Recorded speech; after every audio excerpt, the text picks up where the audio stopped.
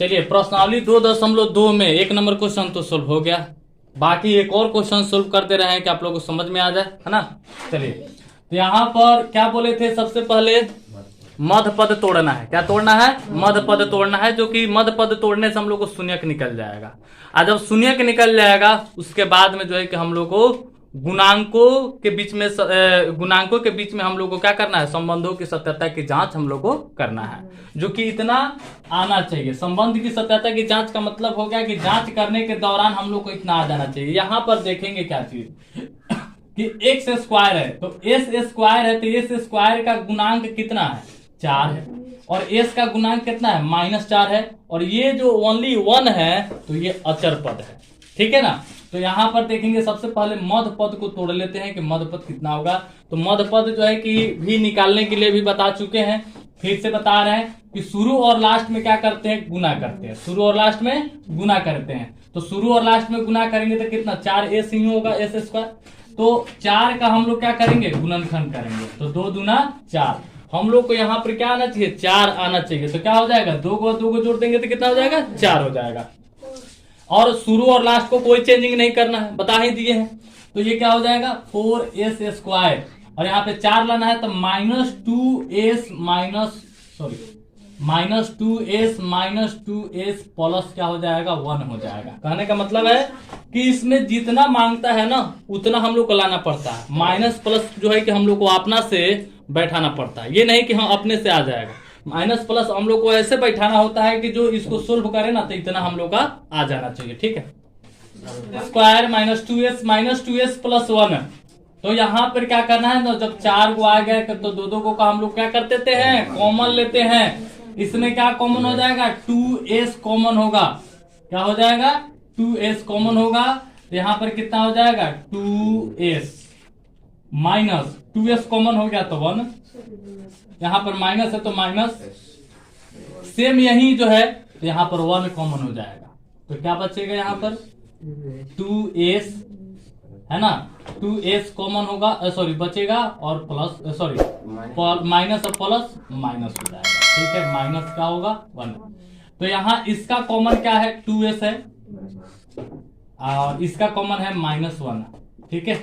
और इस दोनों में यही चीज है तो एक ही चीज लिख देंगे। क्या लिख देंगे? 2s माइनस का हो जाएगा 1।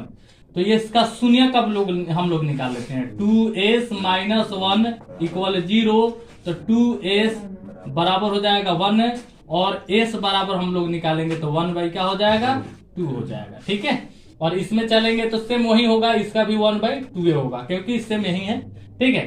तो अल्फा का भी मान उतना ही आया और बीटा का भी मान क्या आया? उतना ही आया। तो अब हम लोग को तो शून्यक निकल गया। यहाँ पर लिख सकते हैं कि शून्यक इक्वल हो जाएगा 1/2 और 1/2, दोनों आ गया। अब हम लोग को जांच करना है ना। अब क्या करना है? हम लोग को जांच करना है। तो जांच करने के लिए क्या बताया है? शून्यकों का योग। क्या बताया है? शून्यकों का योग बताए हैं बराबर अल्फा प्लस बीटा, यानी अल्फा प्लस बीटा। अल्फा का भी मान 1/2 और बीटा का भी मान 1/2। तो क्या हो जाएगा? 1/2 और प्लस क्या हो जाएगा? 1/2। दोनों का बटा का जोड़ करेंगे तो क्या हो जाएगा? 1 और 1 क्या हो जाएगा?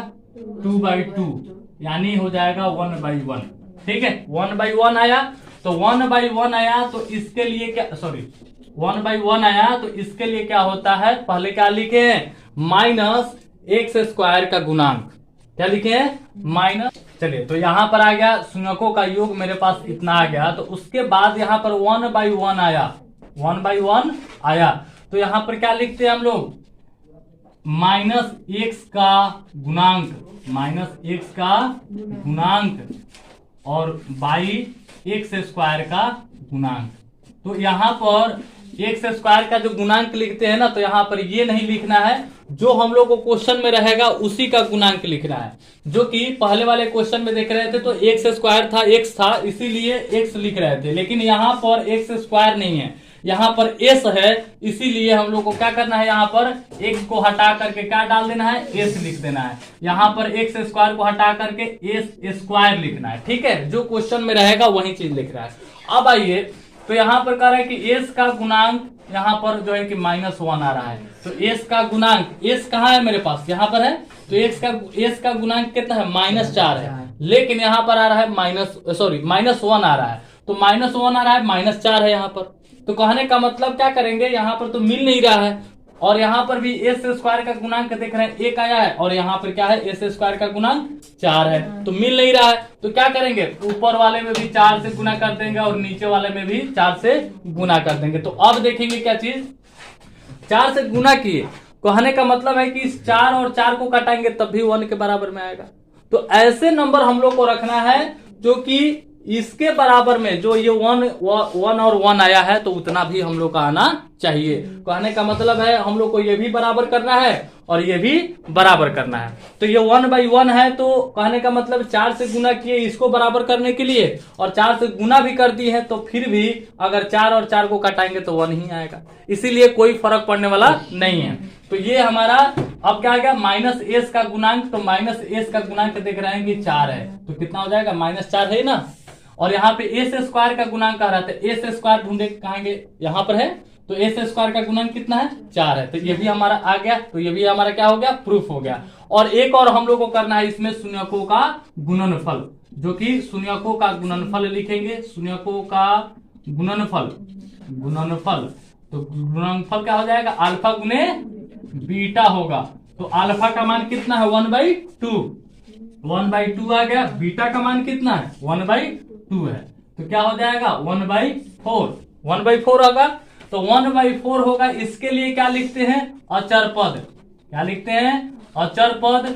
अब बाई क्या होता है, एक्स स्क्वायर का गुणांक, लेकिन यहाँ पर एक्स स्क्वायर नहीं बल्कि एस स्क्वायर होगा। जैसे अल्फा प्लस बीटा बराबर क्या बताए थे, -b/a, और अल्फा गुने बीटा बराबर बताए थे c/a। तो यहाँ पर इसी चीज को देख करके यहाँ पे बताना है, अल्फा प्लस बीटा का मान -b/a है, -b/a है ना। तो कहने का मतलब माइनस का माइनस हो गया, और b का मान कह रहा है s का गुणांक। तो b का मान देखिए तो s का गुणांक है कि नहीं है, और a का मान कह रहा है s स्क्वायर का गुणांक। तो ये कौन होगा, हमारा सबसे फर्स्ट वाला होगा, समझ में आ रहा है। और अल्फा गुने बीटा बराबर c/a लिखे हैं, तो c का मान क्या है, लास्ट में 1 है, तो 1 क्या है, अचर पद है, ठीक है। और यहाँ पर a है, तो a का वैल्यू क्या है, s स्क्वायर का गुणांक, यानी कि फर्स्ट वाला। समझ में आ रहा है ना। सेम यही जो फॉर्मूला है इसी को हम लोग को इसमें उतारना है और इसी से जांच करना है। तो अब देखिए, अचर पद में दे रहा है, अचर पद में 1 दे रहा है, तो अचर पद में 1 है मेरा, ठीक है। एस स्क्वायर का गुणांक कहा है 4, तो एस स्क्वायर का गुणांक खोजिए कितना है, 4। तो ये हमारा प्रूफ हो गया, जो कि इतना ही हम लोग को प्रूफ करके लाना था और यही जांच करके लाना।